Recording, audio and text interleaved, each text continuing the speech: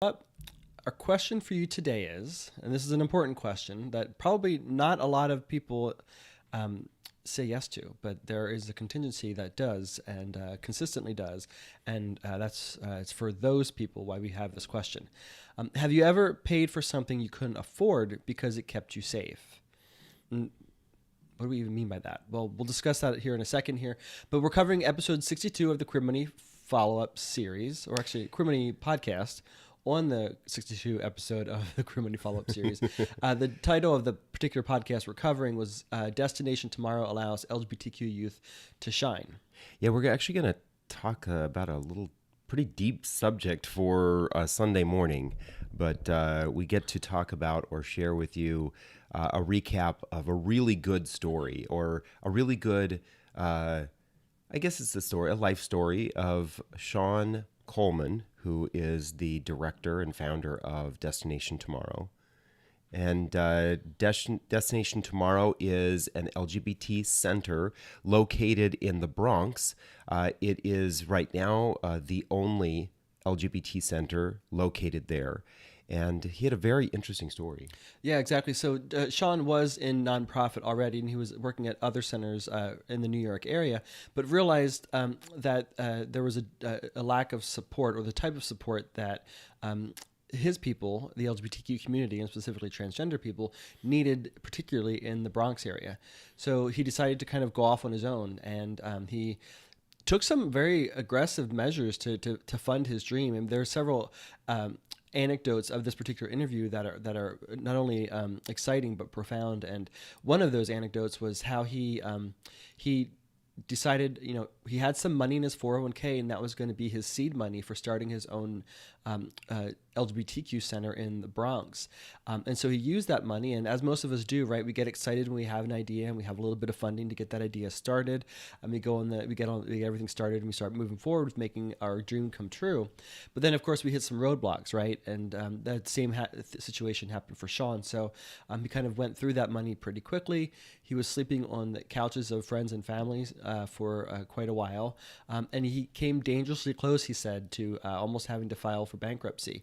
Actually, he did file for bankruptcy, but he came dangerously close to having to shut the center down because he wasn't getting the financial support. Exactly.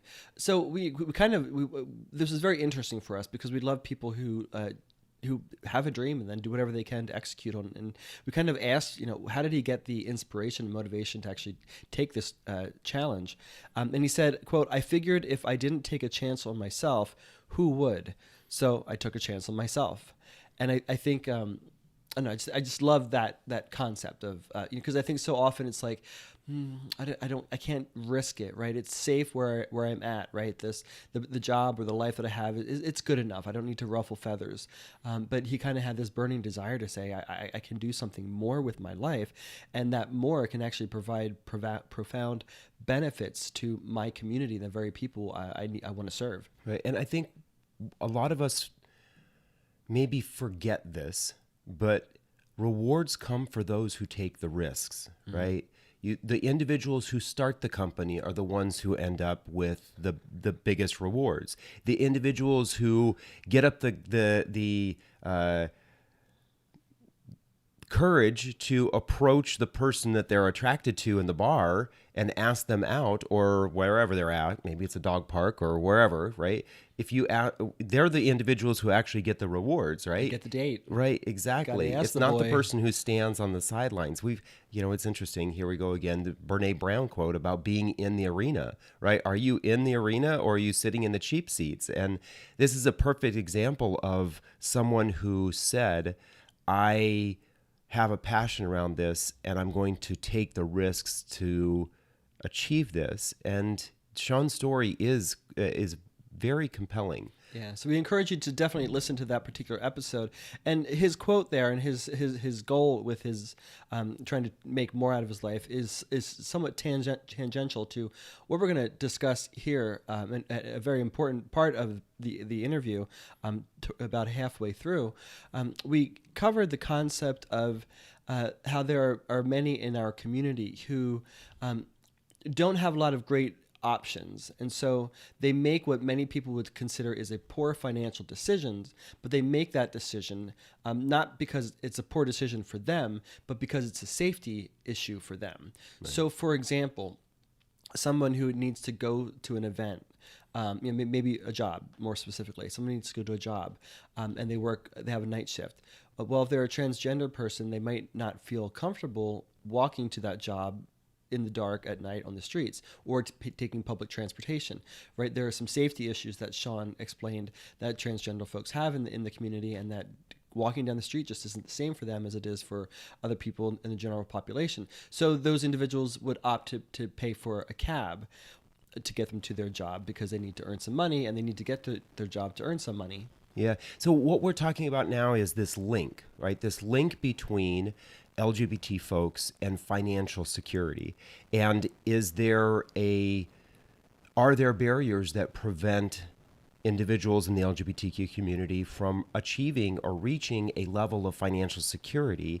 And that's kind of what we went down this path a little bit with Shawn about, are there decisions that queer people make that could be preventing them from getting to a level of financial security?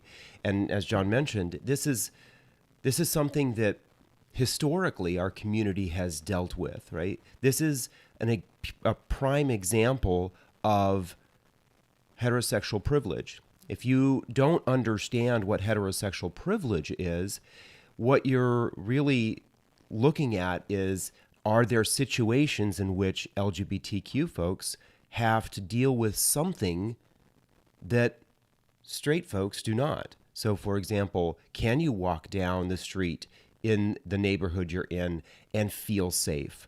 Are you able to live in the location that you're in and feel safe or comfortable or accepted?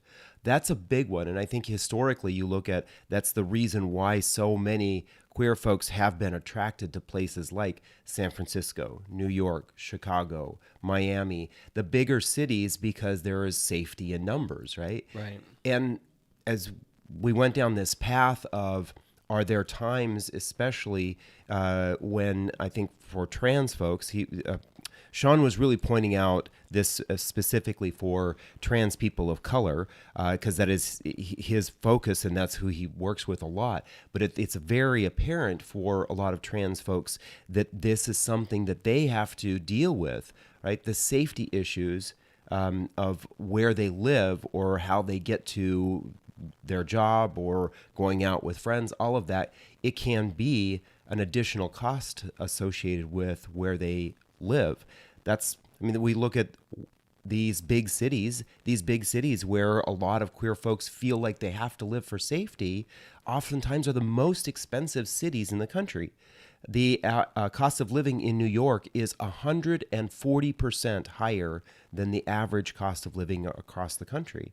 And so are queer folks making decisions that then actually do unfortunately contribute to an inability to reach a level of financial security? Right. So an outsider might say, well, don't move to that expensive city, or don't pay for the cab, move to a safer neighborhood. Well, that's kind of an elitist response, right? Because a lot of these folks don't have that option, right? Let them eat cake. Exactly. So it's kind of like someone would say that, for lack of the cycle of poverty keeps coming up, and it's not so much a cycle of poverty, but it's you have like 5 shitty options. You're just choosing the least shittiest option, and it's not the best option, right? That ideally you won't be in that situation, but you don't have that option to get out of that. So we talked about we didn't want to get hung up on what the challenges are, but we did talk with Shawn.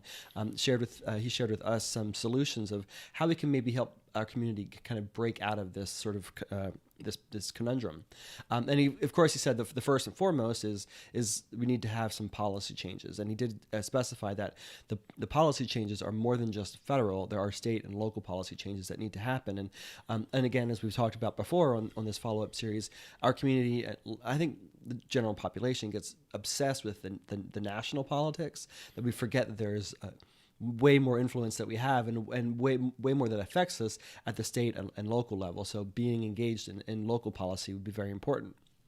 The second recommendation was for each of us to start thinking about how we ourselves can be a solution. So many of us watching, obviously David and I come from a place of privilege. Most people who are watching this on their laptop, on YouTube and Facebook, probably aren't as affected by this challenge as the folks that Shawn was talking about. So to what extent can we actually play a role in providing a solution, sharing the challenges with those in our community about the challenges that others in our community are having, maybe creating some sort of support system, being aware of the centers in our community and attending events, showing your support there, voting, donating your time or money. Yeah.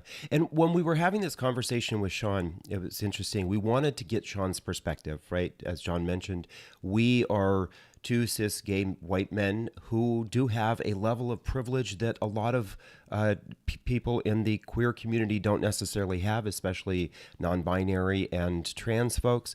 So when we were asking this question about how do individuals in the community who are struggling with these kinds of situations, how do they get to a better place?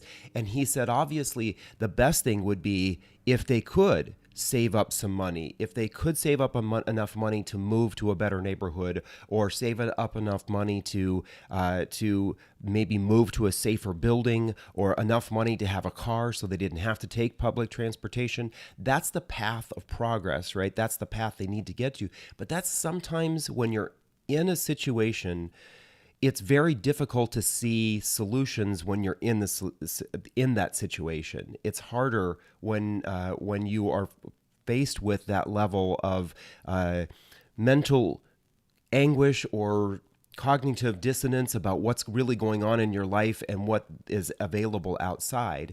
And so we took some time to think about this a little bit ourselves. What are some creative solutions that could help individuals like this? And one of the things we thought about was how individuals can stair step up, right? It's not like we just made the comment about let them eat cake, right? It's not that they can just immediately go out and get a new car or move to that nicer neighborhood or move to a better building. Sometimes it's a little micro step that individuals can take to get to that better job, to that better situation. So we kind of went down a specific path here of someone who is living in a place where they don't have access to internet, but they do have a phone. There are apps that individuals can use on their phone that allow them to earn a little bit of money, right? And that earning an extra $3 to $5 a day, that's enough money to then get access to internet. And if you need it, then a computer. Right? That's $90 to $150 a month. If you were to put forth that effort to do take these kinds of steps, that would allow you to get access to that. Then the next stair step up is there a way for you to be able to work from home on your computer versus having to go out into the public, right, where you are fearful of where you're at?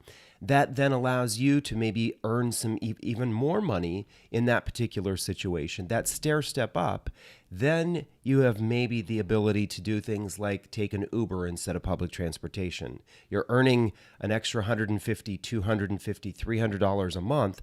Then you can start to actually take the steps to get yourself to that better, more secure, safer environment. Right. And then ideally at that point, you can get yourself to a better job where you can earn a little bit more money and then have more money available to save to maybe finally do, as Shawn suggested, moving to a safer building or moving to a safer neighborhood. The whole concept actually is very reminiscent of when you scale a business, right? When you start your own business, right out of the gate, you don't get that six-figure contract with a brand partner, for example. You kind of gotta build up to that. And so you do some free gigs, you do some low dollar gigs. You finally scale up to the point where you can actually do the bigger partnerships. You have the bigger support system. You have a team of people working with you or for you. So if you're looking for a couple of additional ways that you can maybe start to earn a little bit of income to sort of be that seed money that David was talking about, we have a link in the description below to 29 easy ways to find extra money available at debtfreeguys.com. The fourth tip then is to just simply be aware of the challenges that our community faces and get involved. It's very easy, especially I think in the days of COVID where we're all kind of stuck within our four walls, to sort of feel disconnected from the rest of the community. But it doesn't mean that the rest of the community isn't having challenges on top of challenges on top of challenges with everything that we're all facing today on top of the challenges that they already brought to the table or had served to them, I should say. Yeah.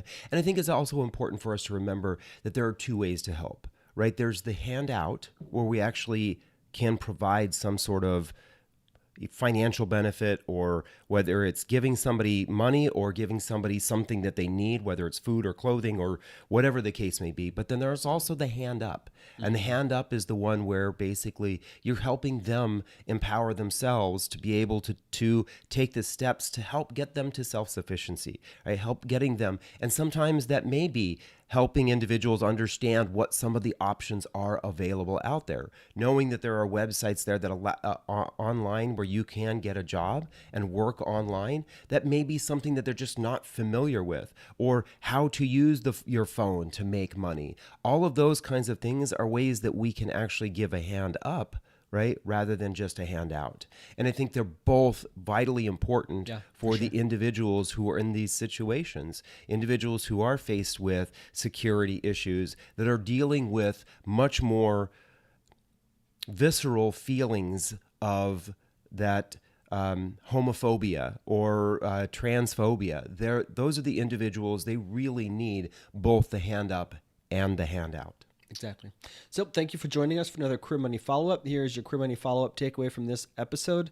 Please go to debtfreeguys.com/happy and download your free copy of the 5 Building Blocks of a Happy Gay Life. And then, I just drew a blank. And then let us know in the comments section below. If you've ever had to pay for something that you couldn't necessarily afford, but you had to do it in order to stay safe. Keep yourself protected. We'd love to continue the conversation long after this particular episode. Then join us tomorrow. We'll cover episode 63 of the Queer Money Podcast. This was another great story that we got to tell. Robert Carter, who is a ballet dancer with La Trocaderos, and I think it's La Trocaderos de Monte Carlo. Yeah. I think is what the name. It's a men's ballet dance group in New York City, and we got to tell the story of how Robert went from being a little black boy growing up in a family where he didn't necessarily feel like this is something he could do, and how he progressed to now being in this dance troupe. Global star. Yeah, so, exactly. Then lastly but not leastly, please give this video a thumbs up and subscribe to this channel, whatever channel you're on, and then set notifications on this channel so you know when we go live or when we simply upload videos. Thank you, and we will see you tomorrow. Sounds good. Have a good one.